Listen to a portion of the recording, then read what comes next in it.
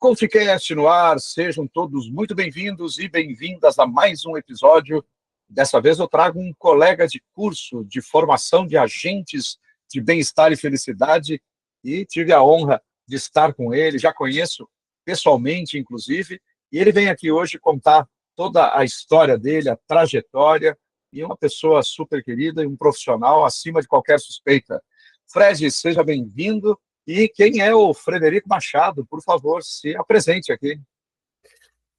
Sérgio, assim, bom, eu que agradeço aí o seu convite, é sempre muito prazeroso conversar com você e conversar com sua audiência e falar sobre a nossa vida e compartilhar nossas experiências e vivências, até porque eu acredito que se a gente juntar tudo que a gente estuda, tudo que a gente vive, né, a nossa vivência, mais a nossa experiência de vida, não tem professor melhor, não tem conselheiro melhor do que esse tempo, né? E só o tempo mesmo para dar isso para a gente. Mas resumindo, bem resumidamente, eu sou o Frederico Machado, nascido em Joinville, Santa Catarina, morei em 23 cidades no Brasil. A que eu morei mais tempo foi Salvador, na Bahia. Tenho 50 anos, uma filha de 15 anos, a Eduarda. Sou divorciado, tenho uma namorada, a Luciana, que está comigo aí já há uns 2 anos, e uma pessoa que tem me incentivado muito a cuidar da minha saúde. Sou formado em administração de empresas, fiz algumas especializações, e a mais relevante para mim, eu passei 6 anos estudando liderança autêntica e felicidade em Harvard, e é isso. Recentemente formado no curso da Fair Jobs com a World Happiness Foundation, agentes de bem-estar e felicidade. Acredito que é nessa linha aí que a gente tem que levar a vida. É verdade, foi um super prazer te conhecer lá, estar contigo, inclusive, a nossa formatura ali no dia 5 de novembro, foi muito bacana, e realmente aquilo foi uma virada de chave também, passar por todo aquele processo e olhar um pouquinho mais até para esse futuro que a Fair Jobs e que a World Happiness Foundation, eles vislumbram ali um futuro mais feliz para todo mundo, e afinal de contas todo mundo procura isso. Eu queria começar com essa tua jornada inteira, mas vamos começar do comecinho. Por que você escolheu a administração? Então, Sérgio, assim, a administração me escolheu, tá? Assim, eu tenho dito para as pessoas que ao longo da minha vida eu tive que falar muitas mentiras, algumas inventadas, outras construídas, outras eram aquelas mentirinhas que não tem problema nenhum. E de um tempo para cá eu estou meio que desbocado, sabe? Falando a verdade, fui um péssimo aluno de escola, né? Tive que sambar para conseguir terminar o colegial. Eu já trabalhava, comecei a trabalhar com 14 anos, justamente porque eu era um péssimo aluno de escola, né? E assim, para ser bem sincero, a empresa que eu trabalhava era uma empresa de engenharia, onde a grande maioria das pessoas eram engenheiros e não tinha ninguém na área de administração. E na época a administração era mais fácil de passar nas faculdades particulares, né? Então, primeiro eu fiz matemática, porque foi a única que eu consegui passar na época. Eu estudei mais um pouquinho, e aí consegui passar em administração de empresas.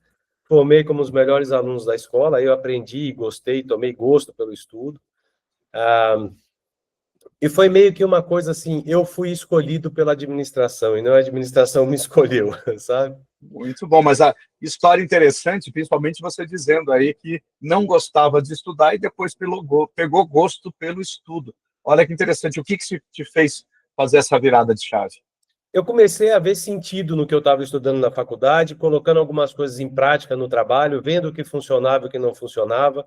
Então, aquilo me deixava motivado a ir para a faculdade no outro dia, a aprender mais coisas, e as discussões em sala de aula ficavam muito ricas, né? Porque pegava coisa que eu estava aprendendo lá e falava assim, mas isso não funciona na prática. E aí os professores, muito competentes na época, né, falavam assim, bom, se não funciona, traga um caso para mostrar para a sala o porquê não funciona. E aí eu pegava aquela matéria, ia para a empresa, aplicava as coisas que eu estava ensinando, e o que funcionava eu trazia um caso que funcionava, e o que não funcionava eu fazia um caso que funcionava. Então aquilo me motivou muito a estudar, né? E me motivou muito a correr atrás dos meus sonhos depois da faculdade, né? Eu saí, eu me formei, e fui fazer uma pós-graduação fora do Brasil. Eu queria ir para Harvard na época, mas não tinha nem QI, nem dinheiro para ir para Harvard. E fui para Hayward, que é uma escolinha pequenininha, na Bay Area, ali perto do Vale do Silício. Depois voltei para o Brasil, fiz o MBA aqui no Brasil, que tinha que tropicalizar o conhecimento adquirido fora. E depois de 7, 8 anos tentando, aplicando todo ano para ir para Harvard, eu finalmente consegui. E aí fiz 4 cursos lá em Harvard durante 6 anos. Que legal, que bacana. Você teve que ficar lá morando ou não? Indo e vindo, indo e vindo. Que bacana. E foi uma experiência interessante, assim, adquirir esse conhecimento e vivência lá fora? Foi extremamente interessante pelo seguinte, Sérgio. A Harvard é conhecida pelo estudo de caso, né? Como eu te falei, lá atrás eu já fazia isso meio que empiricamente, intuitivamente, sem nem saber da existência. Sabia da existência, mas sem nem saber que um dia eu iria estudar lá. E o melhor de tudo é a troca de experiência entre diversas nacionalidades, diversas pessoas com vários backgrounds diferentes. Então, você começa a aprender de formas diferentes de olhar também para o mesmo problema.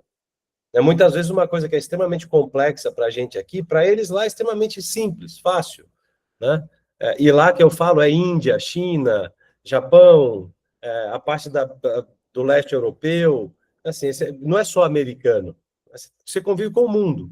O último curso que eu fiz, que foi o OPM, que é como se fosse um MBA pós-MBA, né, para donos e presidentes de grandes empresas.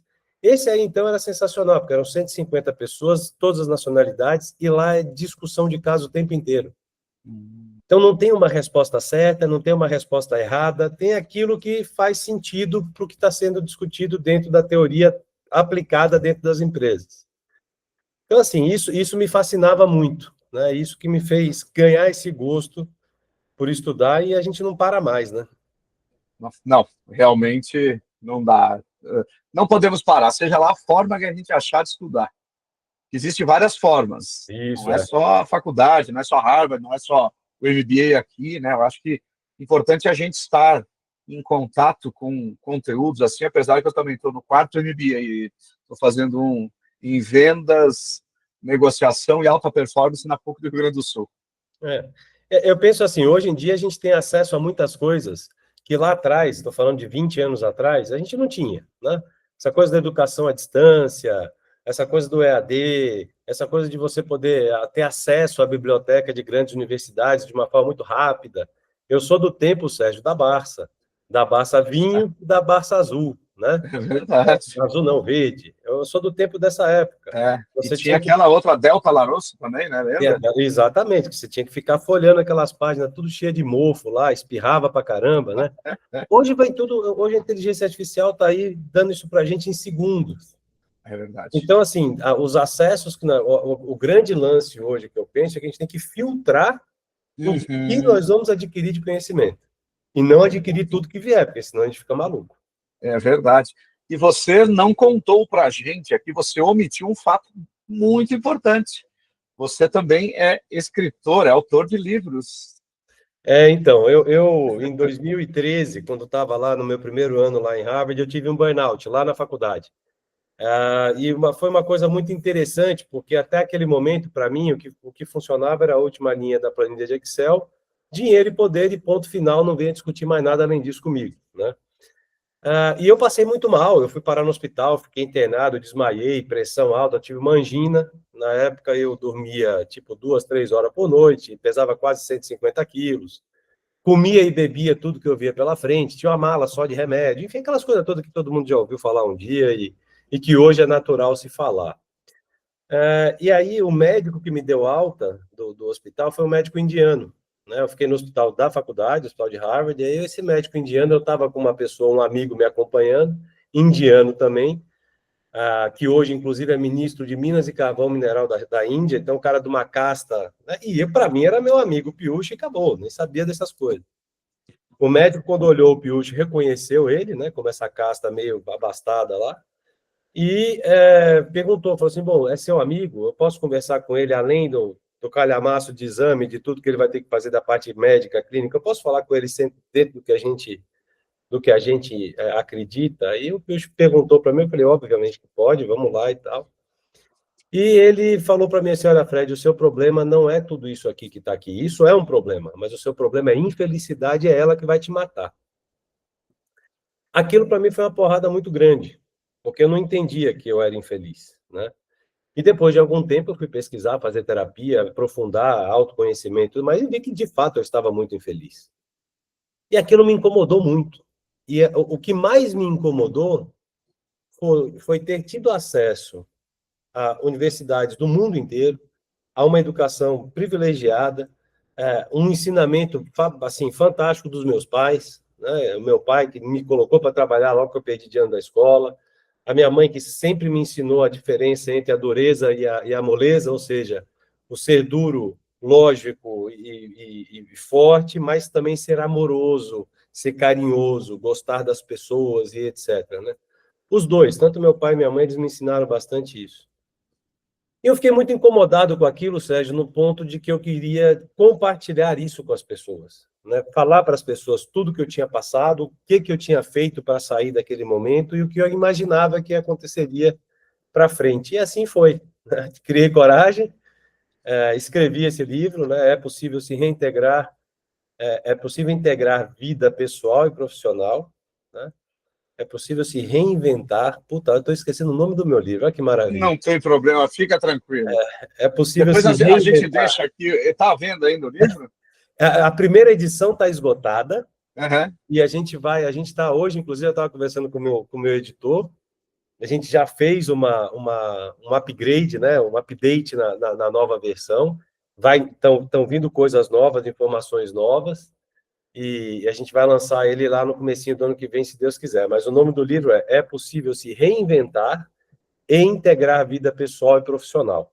Então, nesse livro, eu conto um pouco da minha história, o que eu fiz de trabalho de autoconhecimento e muito do que eu estudei e tive de experiência e vivência com a minha vida que eu queria compartilhar com as pessoas para fazer elas pensarem e, se possível, não passarem pela mesma coisa, que é a escolha de cada um, né? É verdade. E vivemos aí praticamente uma pandemia de problemas de saúde mental. O Brasil, ano passado, teve 470 mil afastamentos por burnouts, por problemas de saúde mental, estresse. Então, é preciso cuidar muito disso. Eu acho que a gente tem que pensar nessa questão de produtividade de forma consciente, sem que para isso, né, tem muitos gurus aí que pregam acorde às 5 da manhã, trabalhe enquanto eles dormem, tome banho gelado, e parece que isso é o que vai fazer alguém ter sucesso ou não na vida. É claro que a gente tem que dar um pouquinho mais da gente sempre, sem dúvida alguma. Não estou dizendo que não, porém não dá para, às vezes, sucumbir à sua própria existência. Sérgio, muitas vezes as pessoas me interpretam de uma forma errada, mas eu sou muito crítico a algumas coisas.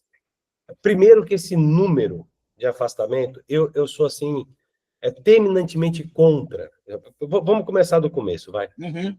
Primeiro, eu sou um crítico da OMS ter colocado o burnout como CID, tá?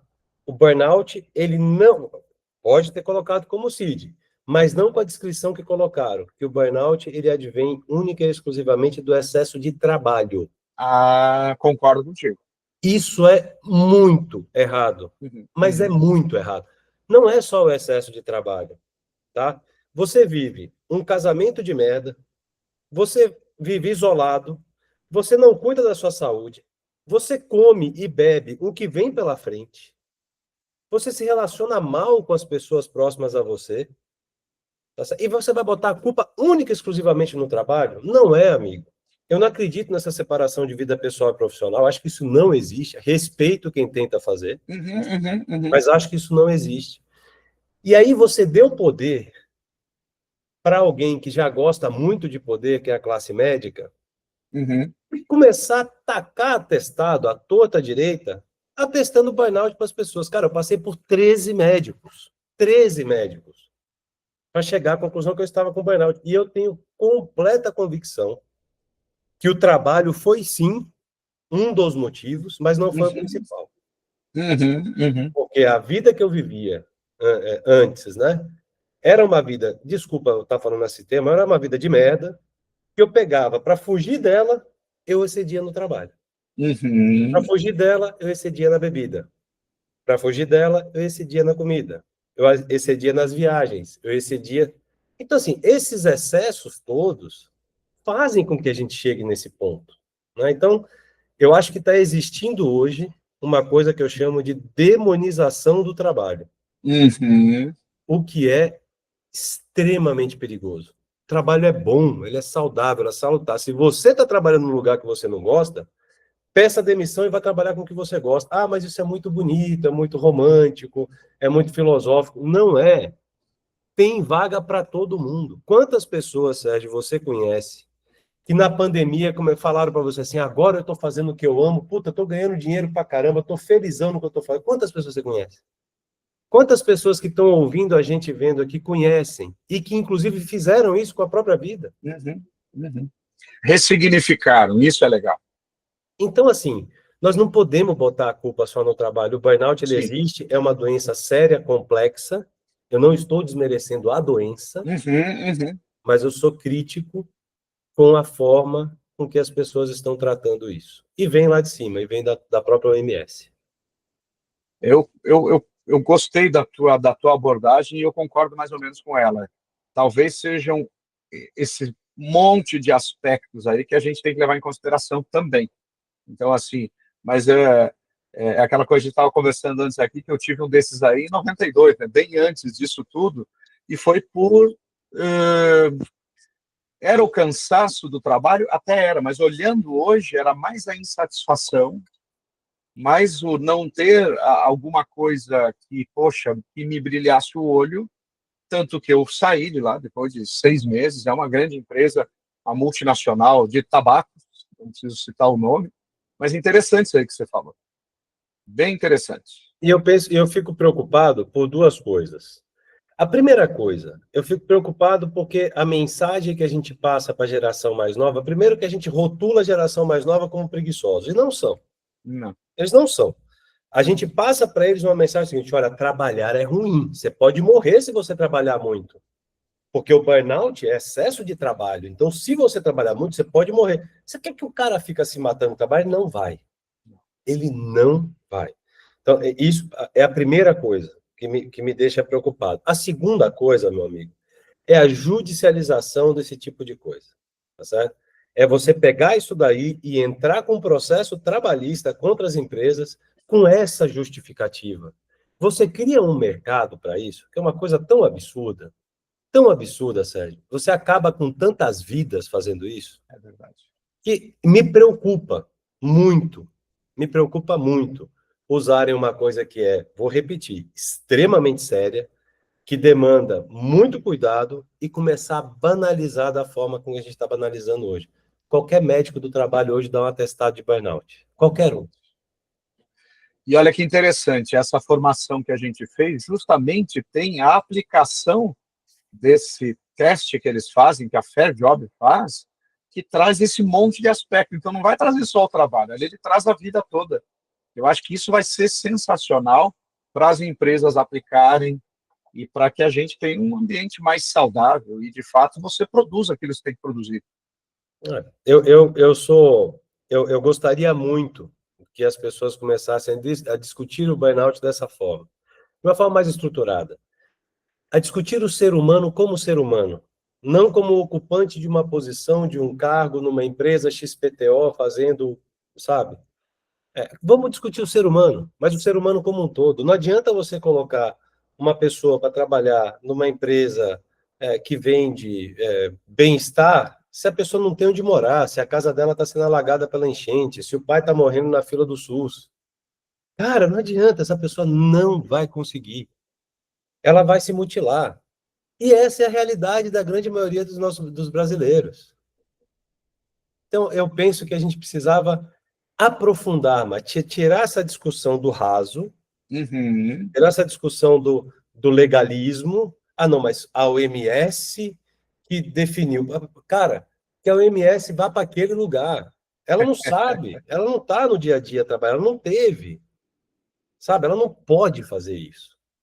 Podemos sim discutir. A única pessoa que a gente não pode discutir hoje no Brasil é o STF, mas o OMS a gente pode. É verdade. O OMS a gente pode. Falar assim, amiga, olha, eu acho que você está errada no que você está falando. É verdade. Você está causando um problema estrutural, porque nos Estados Unidos não tem isso, não tem justiça do trabalho. Na Europa, muito menos. Na China, nem se fala em justiça do trabalho. Japão, puta, não tem. Aonde é que tem? Na porcaria do nosso país. E acaba impedindo o crescimento também, porque justamente as pessoas, né, fogem, o empresário foge de contratar um monte de gente e os trabalhadores acabam sumindo também. Interessante essa tua abordagem, Fred, bem legal. E vamos aproveitar e falar do desempresário. Você criou esse termo aí que eu gostei, inclusive tem no YouTube, não tem? Um canal lá?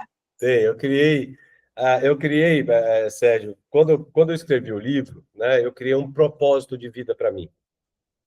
E o meu propósito de vida é compartilhar as minhas experiências e vivências com as pessoas, para que elas possam analisar aquilo e, se possível, não passar pela mesma coisa, sabe? Então, assim, o que eu experienciei, o que eu vivei e vivo, o que eu vivi, eu gosto de contar porque é meu. São meus exemplos, né? E aí, algum tempo, quando eu tive meu burnout, na época, eu tinha 9 empresas, 8, 9 empresas, né? E uma delas veio a quebrar. E quando você quebra no Brasil, você vira um indigente, você vira um Walking Dead, literalmente um Walking Dead, né? E tudo que nós estamos falando aqui até agora desemboca nesse caso, né? Porque quando você vira um desempresário, o Brasil ele te incentiva a você ser empresário, empreendedor, é bonito, cria MEI, cria um monte de coisa para você pagar imposto, um monte de coisa para você gerar emprego e pagar imposto, e pagar imposto, e pagar imposto. Só que o Brasil é um dos poucos lugares no mundo que até o passado muda, quando a gente fala de legislação, né?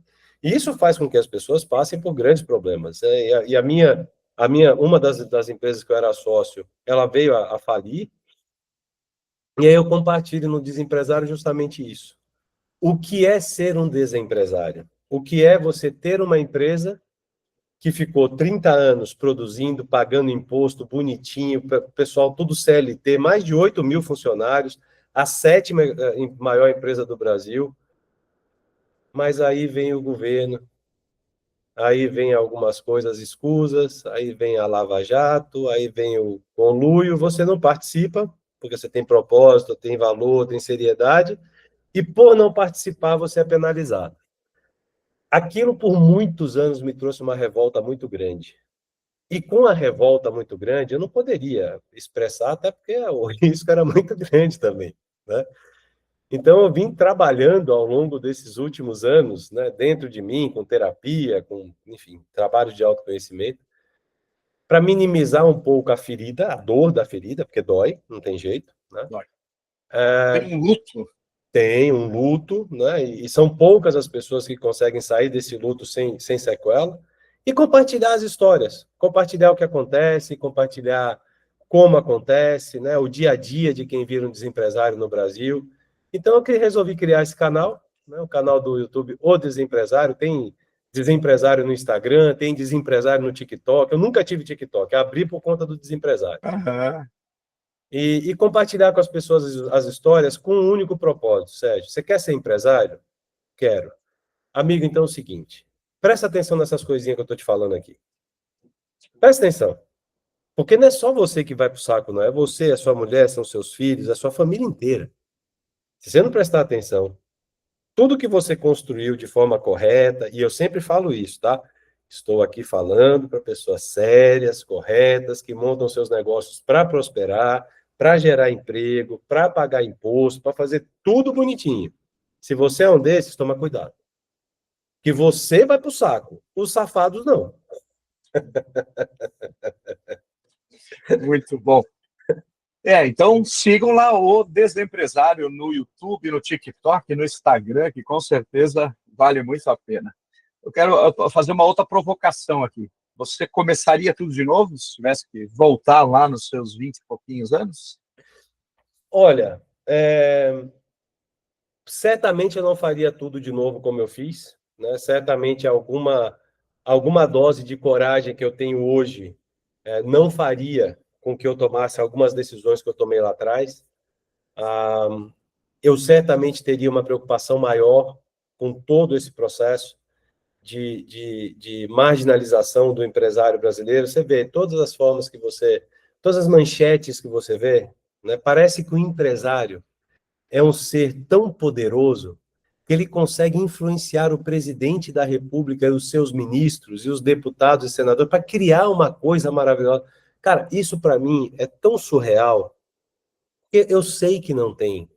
Eu sei que não são os empresários. Tem, obviamente, uma faixa de empresários aí que vê um negócio desse, nada de braçada, pula de cabeça, porque quer ganhar muito dinheiro e rápido, né? E esses daí não estão no meu rol dos desempresários. Mas eu acho que eu faria assim, sabe? Não do meu estudo, da minha capacitação, disso aí não. Continuaria fazendo e faria do mesmo jeito. Mas em relação às empresas, em relação a ter me envolvido societariamente, sem dúvida, mas te garanto, eu não faria. Eu não faria. Olha, Sérgio, eu estava vendo essa semana. No Paraguai, tem uma fila de 256 mil brasileiros requerendo cidadania paraguaia. 256 mil brasileiros estão saindo daqui, e possivelmente são 256 mil pessoas que poderiam gerar alguma coisa, poderiam gerar emprego, pagar impostos, estão indo para o país vizinho porque lá não tem justiça do trabalho. Lá a legislação tributária é extremamente simplificada, os impostos são simplificados em termos do que você paga para produzir, para comercializar. Então, assim, cara, qual é a dificuldade? Por que a gente ferra tanto esse país, entendeu? A Lupo, todo mundo que está te ouvindo aí, você, eu, todo mundo já usou uma cuequinha Lupo, uma meia Lupa, tá mudando a fábrica para lá. Então, assim, será que a gente está fazendo a coisa certa aqui? Será que não tem ninguém olhando para isso? Não tem ninguém questionando isso? Daqui a pouco isso aqui vai virar o quê?